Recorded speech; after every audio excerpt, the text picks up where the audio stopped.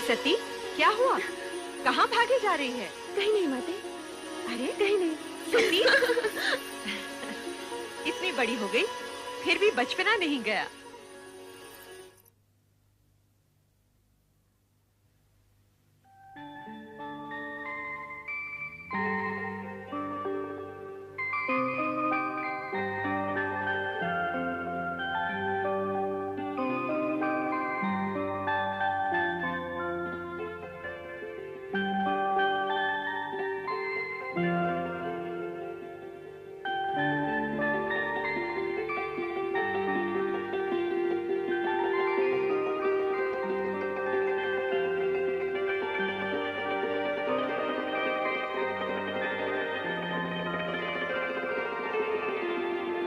शक्ति तुम?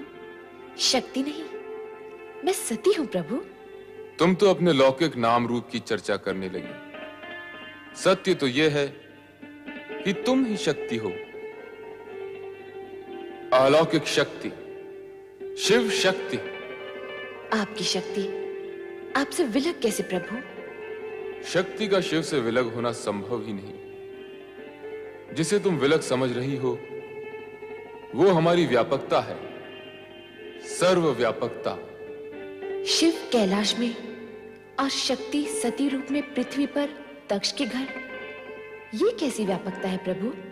जगत में सत्य की प्रतिष्ठा के निमित्त इस व्यापकता की आवश्यकता है प्रिय।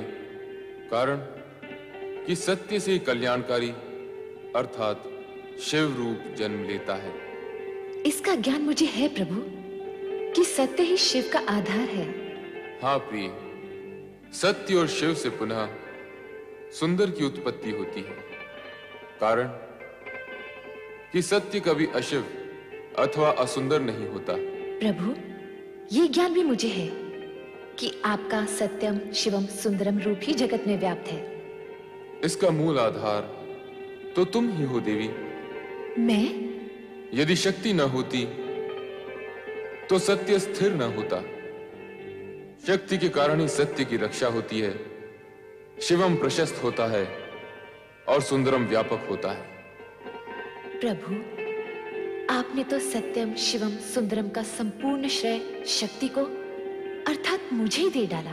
सत्य भी यही है। सती या शक्ति से रहित शिव शून्य है। ये भी तो सत्य है प्रभु कि शिव से रहित शक्ति का अस्तित्व भी शून्य है। दोनों एक दूसरे के पूरक हैं। दोनों में सापेक्षिक संबंध हैं। स्थिति ऐसी है तो फिर ये अपूर्णता क्यों? अपूर्णता कैसी प्रिय? आप लौकिक रूप में कैलाश पर और मैं लौकिक व मानव देह में दक्ष प्रजापति के घर। मानव देह के कारण मानवीय गुण व कामनाएं भी हमारे साथ हैं देवी। किंतु तुम्हें इस सत्य का ज्ञान तो होगा ही कि हमारा ये लौकिक व अलौकिक रूप तथा जगत की संपूर्ण रचनाएं सत्यम शिवम सुंदरम की रक्षा व निर्वाह हेतु ही हैं। प्रिय, शीघ्र ही लौकिक रूप में हमारा मिलन होगा। सत्यम शिवम सुंदरम की रक्षा हेतु? हाँ देवी, हमारे मिलन हेतु पंचाक्षरी मंत्र का जाप तुम्हारा आधार होगा। पंचाक्षरी मंत्र अर्थात ओम नमः शिवाय।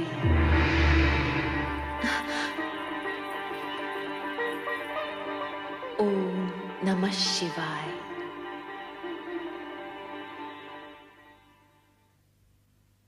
बेटी सती, सती उठो, प्रभात हो गया।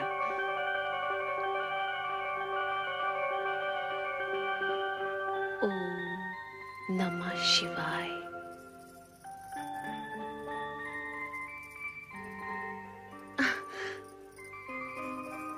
ओम नमः शिवाय, ये क्या है? ये वो पंचाक्षरी मंत्र है माते जो मेरा कल्याण करेगा। इस मंत्र की अनुभूति मुझे स्वप्न में हुई थी जब मैं उनके समक्ष खड़ी थी। तुम किसकी बात कर रही हो पुत्री? भगवान शिव शंकर की। वे ही मेरे स्वप्न में आए थे। क्या शिवजी तुम्हारे स्वप्न में आए थे?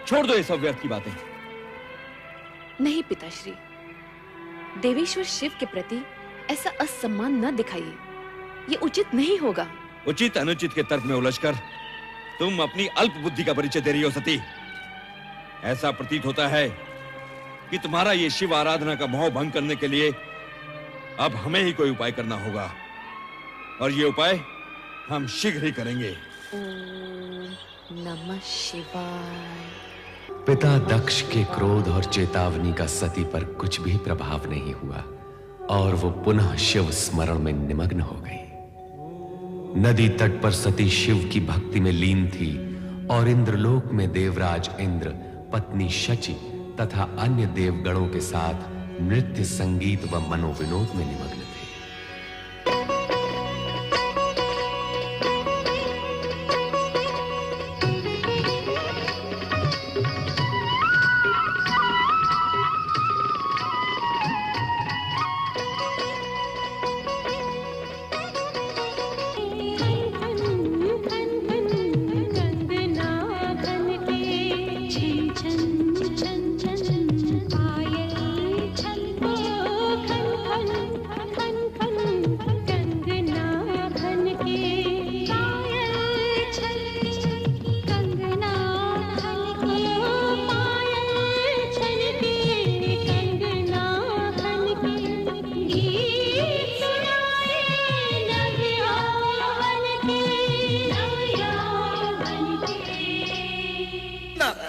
देवर्षि नारायण नारायण नारायण नारायण। देवर्षि नारद, देखो कामदेव, तुम जाओ वहीं ठीक हो, मेरा पीछा न करो।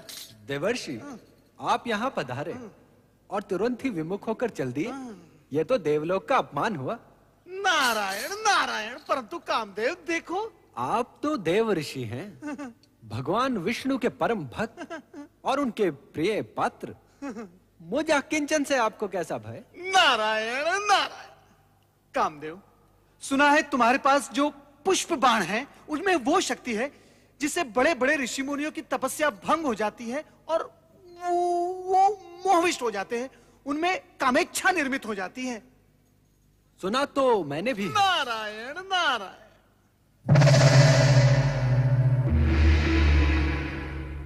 किंतु मैं पुष्प बाण की इस शक्ति को देखना भी चाहता हूँ। किसी सुपात्र पर इसका प्रयोग करना चाहता हूँ। और आप? नारायण नारायण। कामदेव, ऐसा नहीं हो सकता। मैं नारायण भक्त बाल ब्रह्मचारी, प्रयोग के लिए क्या मैं ही शेष रह गया हूँ? ये घृणित विचार तुम छोड़ दो। घृणित विचार? ये आप क्या कह रहे हैं देवऋषि? यदि ये कृत्य घृणित होता तो क्या परमपिता ब्रह्मा मुझे इसकी आज्ञा देते? आप इतने विद्वान हैं, इतने ज्ञानी हैं, फिर भी इतनी सी बात नहीं समझते कि बिना कामेच्छा के जागृत हुए नर नारी एक दूसरे के प्रति आकर्षित कैसे होंगे, और यदि आकर्षित नहीं होंगे तो सृजन कैसे होगा देवऋषि? तुम्हारा तर्क उचित है, तो फिर पहला पुष्प बाण यहाँ स्वर्गलोक में किसी उचित पात्र पर छोड़ना। हो सकता है प्रयोग ही प्रयोग में कोई स्वर्गिक सृजन ही हो जाए।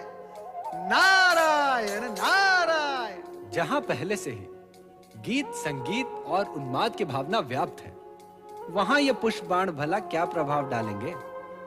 इनकी शक्ति का प्रमाण देखना है तो इनका प्रयोग किसी इंद्रिय जय, जीवन से विरक्त और साधु मना व्यक्ति पर किया जाए।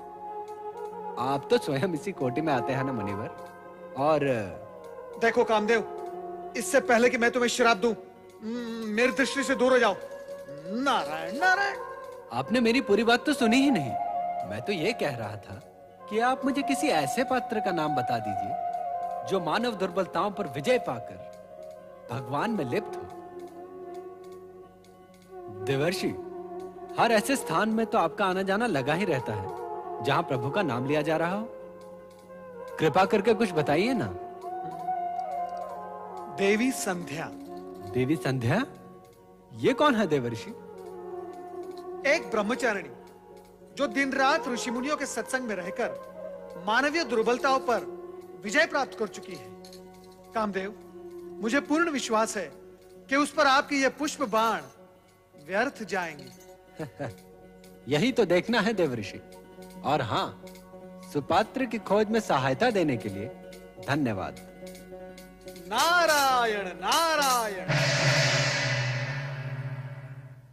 ब्रह्मचारिणी संध्या।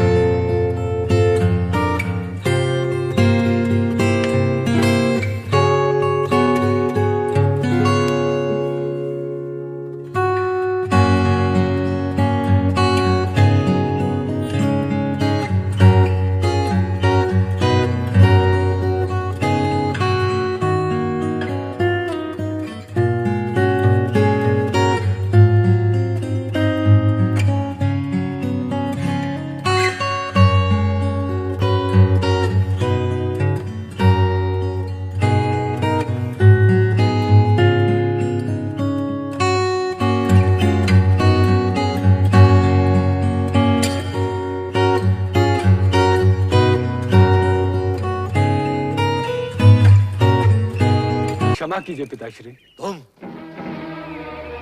तुम्हारे मुख से पिता सुनते हुए भी मुझे लज्जा आती है। तुम्हें अपने पुष्पबाणों का प्रयोग करने के लिए क्या ऋषि आश्रम और देवी संध्या मिली?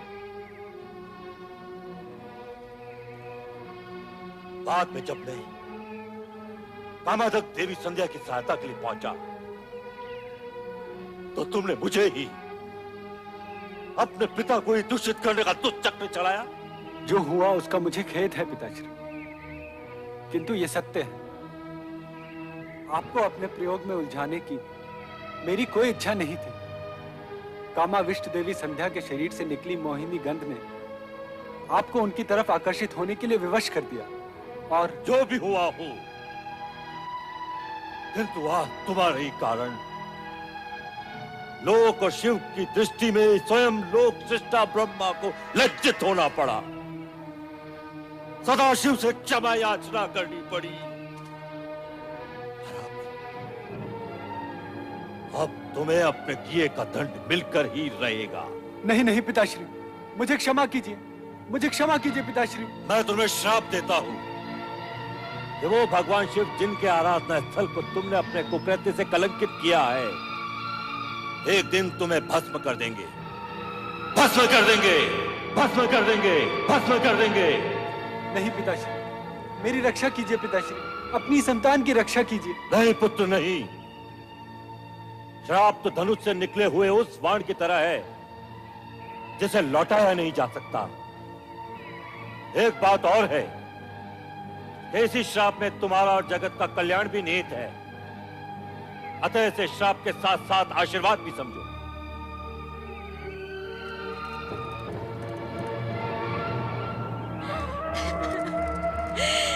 पापी हूँ, मैं अपराधी हूँ, मैं पापी हूँ, मैं कलंकिनी हूँ, मैं कलंकिनी हूँ, मैं कलंकिनी हूँ, मैं कलंकिनी हूँ, मैं कलंकिनी हूँ, मैं कलंकिनी हूँ, मैं कलंकिनी हूँ, मैं कलंकिनी हूँ, मैं पापिन हूँ, मैं पापिन हूँ, मैं पापिन हूँ, मैं कलंकिनी हूँ।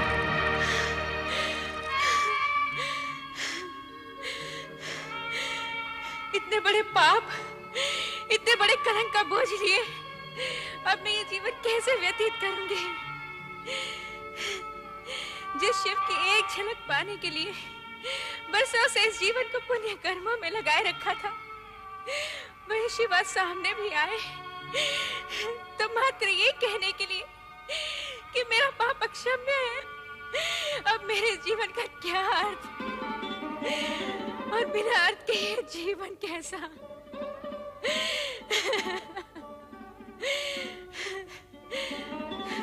तो आज मैं इस जीवन का अंत ही किया देती हूँ।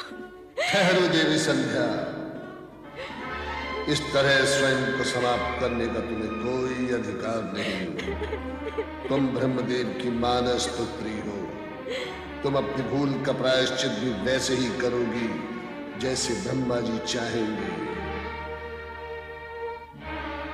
ओम नमः शिवाय, ओम नमः शिवाय, ओम नमः शिवाय, ओम नमः शिवाय, ओम नमः शिवाय, ओम नमः शिवाय।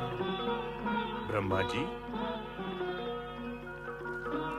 ऋषि श्रेष्ठ वशिष्ठ, प्रणाम देव। सृजनकर्ता ब्रह्मा जी, मेरे आश्रम में पदार्पण करके आपने मुझे कृतार्थ किया। आसन ग्रहण करके जलपान करे देव। हम तुम्हारे पास चिंता युक्त आए हैं। हमारे ही मानस पुत्र कामदेव से आज एक बहुत बड़ा अपराध हुआ है। उसने महर्षिनी संध्या को अपने पुष्पबाण से कामावेशित कर दिया, जिससे आश्रम का वातावरण दूषित होने लगा। तब देवादिदेव श्री शिव शंकर ने एक ऋषि के आह्वान पर देवी संध्या को बहुत प्रताड़ित किया।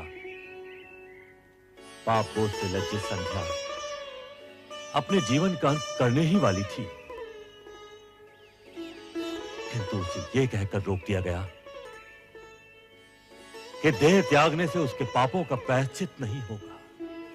आपकी बातों से ऐसा लगता है सृजनहार कि देवी संध्या ने ये भूल जानबूझकर नहीं की। हे ब्रह्मा जी, आपसे प्रार्थना है कि आप देवी का मार्गदर्शन करें और उन्हें प्रायश्चित करने का उपाय बताएं। मात्र एक उपाय है, वो है देवादिदेव श्री शिव शंकर के क्रोध को अपनी तपस्या से शांत करना।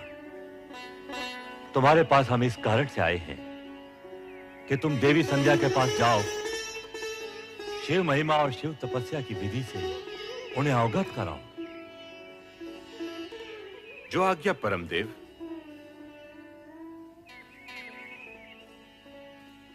किंतु संध्या इस समय होगी कहां?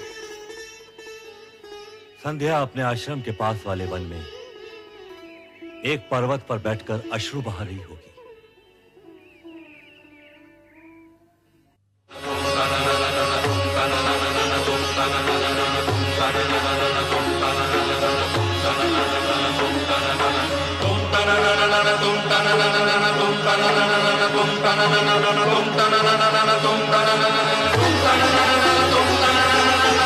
तुम